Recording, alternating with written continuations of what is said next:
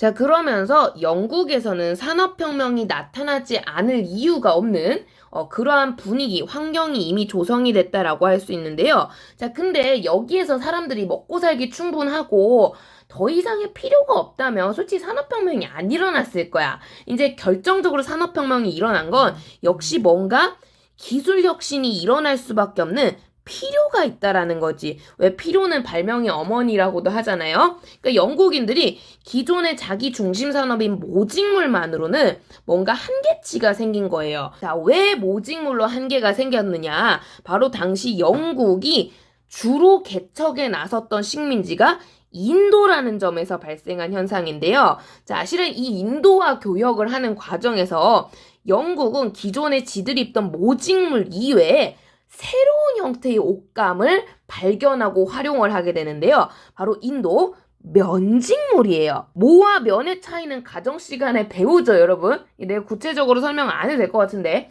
그러니까 모는 쉽게 말하면 양털 같은 동물의 옷감이고, 면은 목화솜. 목화솜에서 이제 나오는 것들인데, 이 면직물이 모직물에 비해 압도적인 장점이 하나가 있어요. 엄청나게 큰 장점. 여러 가지가 있을 수 있지만, 면직물. 오늘날도 얘들아 상식적으로 우리 스웨터를 많이 입으니까 면 티셔츠 많이 입으니까 면 티셔츠 많이 입잖아요. 왜일까? 가만 생각해보니까 스웨터가 가지는 굉장히 큰 단점이 있어요. 모직물의 큰 단점. 빨면 어떻게 돼요? 세탁에서의 문제가 있죠. 세탁할 때 대충 빨면 옷감이 쪼그라들어요. 모직물의 아주 큰 단점이에요. 얘는 자주 세탁하기가 부담스러워요. 그래서 우리 겨울에도 털코트 같은 거 입으면 빨기 되게 애매하잖아요. 스웨터 같은 거 자주 못 빨죠. 그러니까 스타일러 같은 거 나온 거 아니야, 그치? 자주 못 빠니까 헹구라고. 그래서 모직물은 이처럼 세탁이 어렵기 때문에 자주 빨지 못해요. 자주 빨지 못한다는 얘기는 옷이 더럽다는 얘기고요. 옷이 더러우니까 질병 이런 거 감염에도 굉장히 유리해요. 게다가 심지어 얘 동물의 옷감이잖아요. 좀 같은 거 있잖아요. 벌레 먹기도 되게 유리해요. 세탁을 심지어 못하니까. 먹하면 이제 뭐가 생겨가지고 구멍 뻥뻥 뚫리고. 그러니까 이런 부분에서 모직물이 관리가 굉장히 힘든데 반면 면직물은 여러 차례 빨아도 멀쩡하죠. 그러니까 세탁에서 큰 장점이 생겨버리는 거야. 지금 옷의 강도, 튼튼함도 엄청나게 좋죠. 그리고 뭐 면직물 여러 겹 껴입으면 모직물 못지않게 따뜻해요. 이런 부분에서 이 면직물이 영국에서 크게 유행을 하기 시작합니다. 이 인도에서 이걸 경험하고 나서부터 면직물이 너무너무너무 좋은 거야. 계속 면직물을 입으려고 하는데 문제는 이 면직물 기존의 영국에게 없던 거죠. 없던 거다 보니까 인도에게 수입 의존량이 굉장히 높아지게 되는 거야. 그래서 영국인들이 식민지에 물건을 갖다 팔아야 되는데 상식적으로 뭐 모직물 인도에서 크게 필요하겠습니까? 날씨가 그리 따뜻한 동네인데. 그쵸?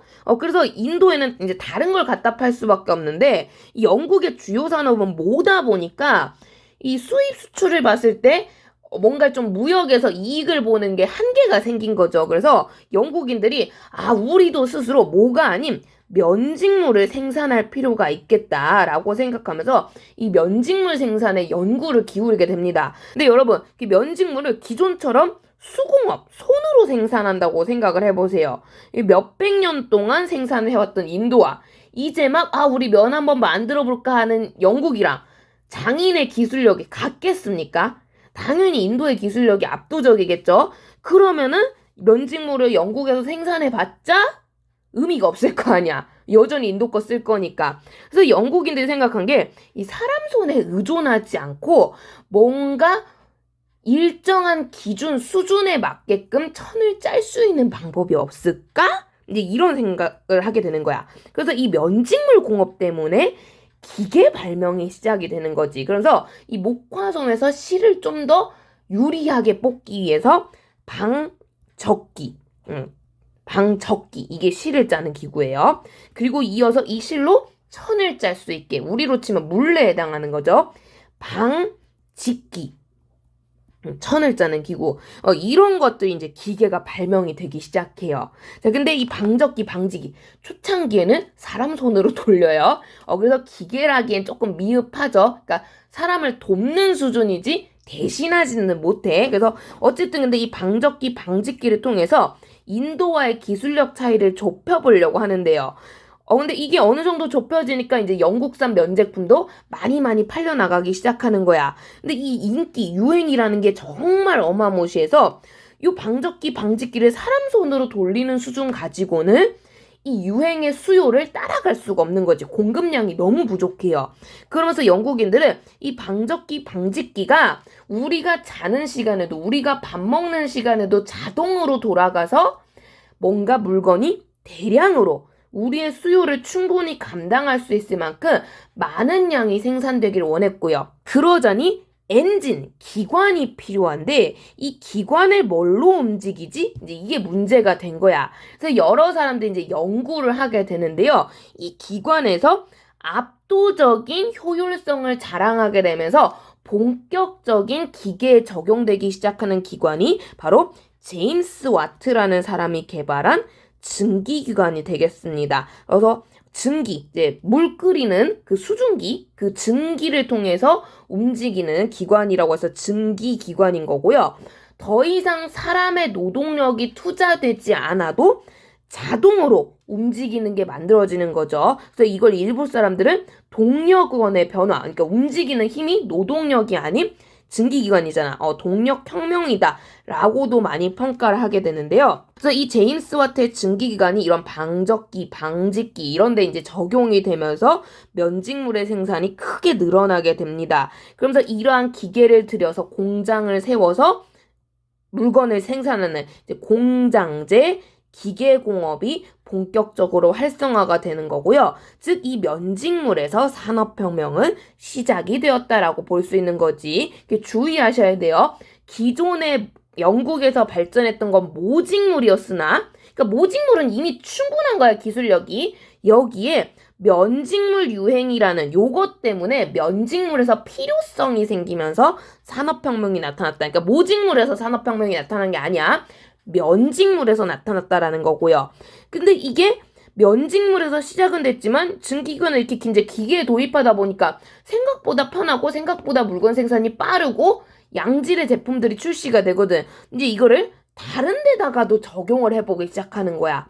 그러면서 기계가 다양한 종류로 업그레이드가 되는 거고 거기에 맞춰서 교통, 통신, 이제 여러 가지 다른 기타 분야들까지도 발전을 하게 되는 거죠. 산업혁명이 확산되는 것인데요. 요게 우리 교과서의 설명이 조금 빈약해서 선생님이 요거 다시 학습지로 좀 볼게요. 그래서 내용 보시면요, 여러분. 자, 영국이 인도와의 교역 과정에서 면직물 수요가 증가를 한 거예요. 그래서 면직물 공업에서 산업혁명이 시작이 됐다라는 거고요. 이것 때문에 초창기에 빠르게 나타났던 기계가 방적기, 방직기. 잘 구분하세요. 적이 실, 직이 천. 그래서 요거 헷갈리면 여러분 면직물이잖아요. 직물. 천이 직물인 거야. 그러니까 방직기. 그러면은 그게 아닌 건 실이겠죠. 방적기. 그렇게 구분을 하시면 좋을 것 같고요.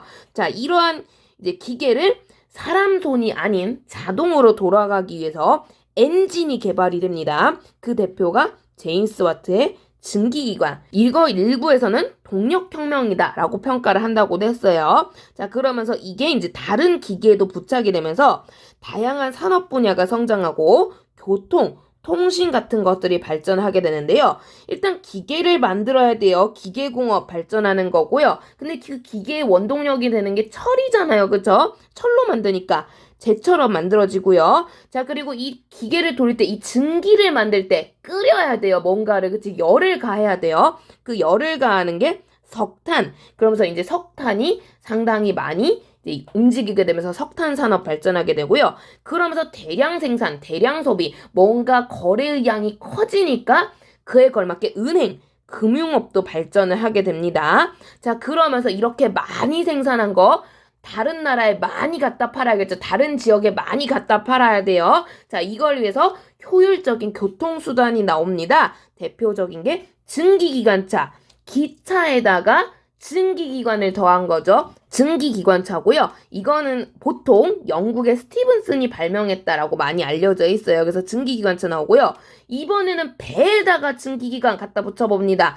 증기선. 그러니까 김을 뿜뿜 내면서 나가는 배인 거죠. 이 증기선인데 요거는 미국의 풀턴이라는 사람이 가장 먼저 개발했다고 많이 알려져 있어요. 그래서 요런 식의 교통적으로 혁신적인 변화가 생기고요. 이렇게 그래서 교류량이 늘어나니까 이 물건이 제때 도착을 했는지 뭔가 빨리빨리 연락을 받을 필요가 생겨요. 여기에 맞춰서 맨 처음에 등장한 게 유선 전신, 그러니까 전기 신호로 왔다 갔다 하면서 연락을 주고받는데요. 이 전기 신호 왔다 갔다 할 때 이제 신호를, 그러니까 전기를 길게 누르면 선이 그어지고 전기를 짧게 누르면 점이 그어지게 이제 이런 식의 기계를 만들어요.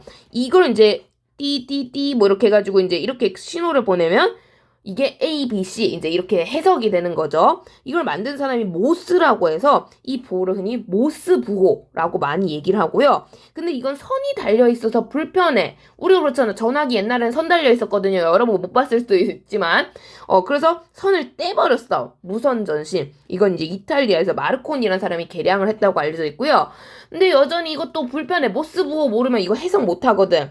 아예 사람 목소리가 왔다 갔다 거렸으면 좋겠는데 결국엔 전화기까지 나오게 되는 거죠. 이 전화기는 보통은 제일 먼저 특허했다는 사람이 미국 벨이라는 사람이라서 벨이 이제 발명했다고 많이 알려져 있는데 요즘은 조금 말이 많아요. 이 아저씨가 특허만 먼저 땄지 발명은 뭐 딴 사람이 했다라는 얘기도 있고 해가지고 요새 많이 안 나오긴 하는데 우리 교과서도 그래서 소개를 안 한 것 같아.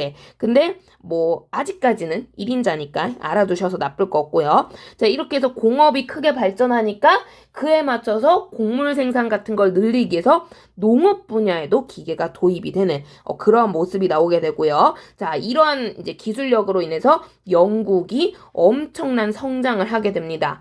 이러니 나폴레옹이 그리 괴롭혔어도 영국에게 아무런 영향력을 못 끼쳤던 거죠. 그리고 이 영향은 이제 뒤에 가면은 다른 나라들도 받게 되면서 다른 나라들도 영국처럼 기계를 이용해서 물건 생산을 하길 원해요. 결국 프랑스, 독일, 미국, 러시아 등등으로 전파가 되고요. 나중에 가면 이제 이 석탄을 이용한 증기관이 석유를 쓰는 걸로 바뀌게 되면서 이걸 이제 2차 산업혁명이라고 많이 하거든요. 기술력은 날이 가면 갈수록 업그레이드가 되게 됩니다. 자, 그러면서 이러한 변화는 인류 삶에 큰 변화를 가져오게 되었는데요.